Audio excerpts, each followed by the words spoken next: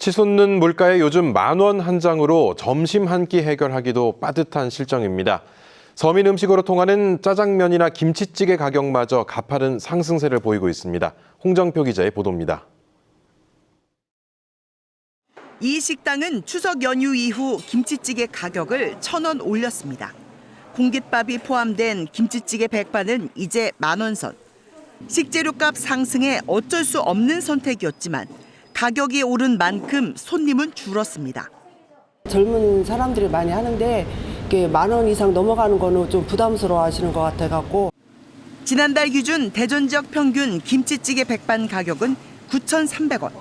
지난해보다 2,300원, 30% 이상 올랐습니다. 짜장면과 칼국수, 삼겹살과 김밥 등 대표 외식 음식 8개 가격이 지난해보다 모두 올랐고 10,000원으로 먹을 수 있는 5개 품목 가운데 2개는 10,000원에 근접했습니다. 급등한 외식비를 제일 먼저 체감하는 직장인들은 점심 식단 고르기에 부담감이 큽니다. 저렴하기 때문에 중식당에서 이렇게 식사하고 그런 건 괜찮지만 다른 데서 외식하기 좀 어려울 것 같아요.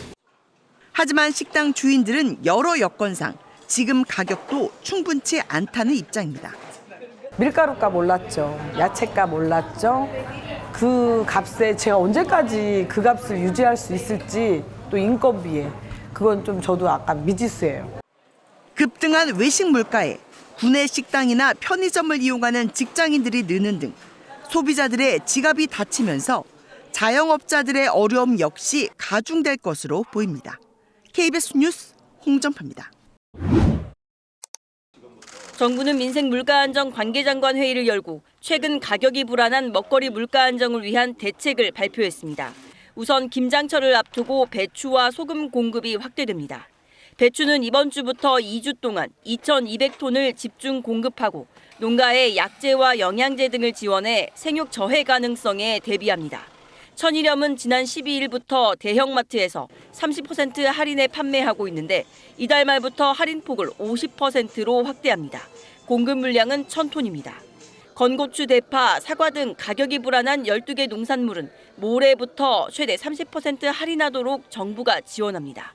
탈지, 전지분유와 망고 등 수입 과일에 대해서는 새로 할당 관세를 추진하겠다고 밝혔습니다. 원유 가격 인상으로 이른바 밀크플레이션 우려가 나오고 사과 등을 중심으로 과일 가격이 크게 오르는 데 대한 대책으로 풀이됩니다. 유가 상승 대책으로는 어제 발표한 유류세 인하민, 유가 연동보조금 연장과 함께 범부처 합동점검단을 구성해 가격 인상폭을 현장 점검하겠다고 밝혔습니다. 최근 들어 국제 유가 상승과 기상 여건 악화 등으로 물가 불확실성이 재차 확대되는 모습입니다. 추경호 경제부총리는 모든 부처가 각별한 경각심을 갖고 서민 물가 안정에 힘을 기울이겠다고 말했습니다. 또 업계를 향해 원가 절감과 생산성 향상을 통해 가격 인상 요인을 최대한 자체 흡수해달라고 당부했습니다. KBS 뉴스 이지은입니다. 전체적인 소비자 물가 상승률 둔화에도 먹거리 물가 고공행진은 계속되고 있는 것으로 나타났습니다. 통계청 국가통계 포털에서 지난달 라면의 소비자 물가 지수는 124.04로 지난해 같은 기간보다 13.1% 올랐습니다. 2009년 글로벌 금융위기 이후 14년 3개월 만에 최고치입니다. 라면의 물가 상승률은 지난해 10월 11.7%로 크게 오른 뒤 10% 아래로 떨어지지 않고 있습니다.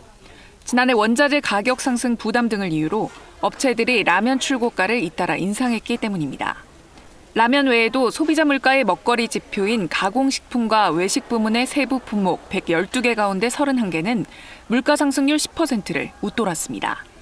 품목별로는 잼이 35.5%로 가장 높았고 맛살과 치즈도 20%대로 높았습니다. 커피와 빵, 햄버거, 김밥 등도 10% 이상 높은 상승률을 보였습니다. 가공식품 전체로 보면 지난달보다 상승폭 자체는 줄었지만 여전히 전체 물가 상승률의 2배 이상을 기록했습니다. 외식 물가 역시 지난해 같은 기간보다 6.9% 상승해 전달보다 상승폭은 줄었지만 여전히 높은 것으로 나타났습니다.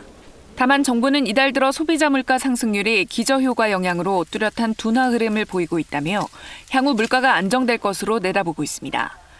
한국은행은 올해 중반까지 물가 상승률이 2%대로 낮아지다가 이후 다시 높아져 연말에는 3% 내외 수준을 보일 것으로 전망했습니다. KBS 뉴스 손서영입니다.